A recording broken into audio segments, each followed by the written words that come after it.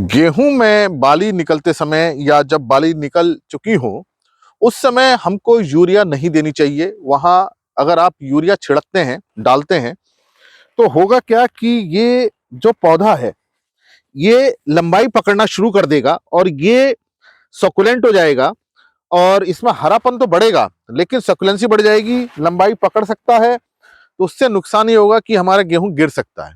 तो ऐसे समय में हमको यूरिया नहीं डालना चाहिए जब बालियां निकल रही हो। हमें दूसरी या तीसरी सिंचाई तक यूरिया डाल देनी चाहिए। जब बालियां निकल रही हो, गोब की अवस्था आ रही हो, उसके बाद अगर हम यूरिया डालते हैं तो उससे ऐसा नहीं होता कि इस बाली की लंबाई बढ़ेगी। किसान भाई अधिकतर ये सोचते हैं कि यूरिया डालने से इसकी बाली की लंबाई बढ़ जाएगी। होगा ये कि इसकी लंबाई बढ़नी शुरू हो जाएगी, ये तना कमजोर होने लगेगा, नाइट्रोजन ज्यादा जाएगी, तो सकुलेंसी बढ़ जाती है और पौधे में वीकनेस आ जाती है, और जब हवा चलेगी तो ये गेहूं गिरने का डर रहता है। तो यहां यूरिया डालने का नुकसान होता है, कोई फायदा नहीं होता है। तो ऐसी स्थिति में हमको बिल्कुल भी यूरिया नहीं डालनी चाहिए। अब बाली हमारी मजबूत रहे, अच्छी रहे, दाना अच्छा भरा रहे, इसके लिए देखिए पोटेशियम और बोरोन ये दो बहुत अच्छा काम करते हैं। यहां इसका हमें छिड़काव करना चाहिए।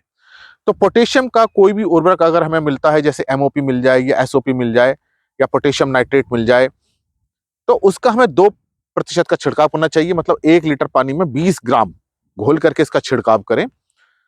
और बोरोन के लिए बोरेक्स आता है, उसका हम 1 लीटर पानी में 1 ग्राम घोल करके उसका छिड़काव करें। तो ये बालियों को हेल्प करेगा। बालियों में जो दाना बनता है, जो फर्टिलाइजेशन जो होता है इसके अंदर, ये इसके अंदर जो दाना सेट होगा, उसको दाना भरने में बोरोन हेल्प करेगा। पोटेशियम दाने को मोटा करता है, चमक लाता है। तो ऐसी स्थिति में आप पोटेशियम का और बोरोन का छिड़काव कर सकते हैं, लेकिन भूल करके भी इस समय आपको यूरिया नहीं डालनी है। बालियां निकलते समय भी नहीं डालनी। जैसे इस समय तो बालियां निकल चुकी हैं, लेकिन इस जब बाली निकलने की अवस्था आ रही होती है, जैसे कि इस अवस्था में निकलने वाली है बाली, तब भी आपको नहीं डालना है। नहीं तो पौधा लंबाई ज्यादा पकड़ लेगा और तना पतला हो जाएगा, जिससे कि हवा चलने पे गेहूं गिरने का डर बना रहेगा, फिर उत्पादन में बहुत ज्यादा कमी आती है। तो ऐसी स्थिति में हमको जो भी खाद हमें देनी है, हमको वैसे तो बुआई के समय देनी चाहिए, पहली दूसरी सिंचाई के समय तक पूरा कर देना चाहिए। और इस समय पोटेशियम और बोरोन का अगर आप छिड़काव करते हैं तो आपको अच्छे रिजल्ट देखने को मिलेंगे। और इस समय यूरिया देने का कोई फायदा नहीं होगा, बल्कि नुकसान होगा। इसलिए इस अवस्था में यूरिया देने से बचें। और कोई दूसरे पोषक तत्व की, जैसे जिंक की अगर कमी आती है, तो जिंक का फिर हम छिड़काव कर सकते हैं।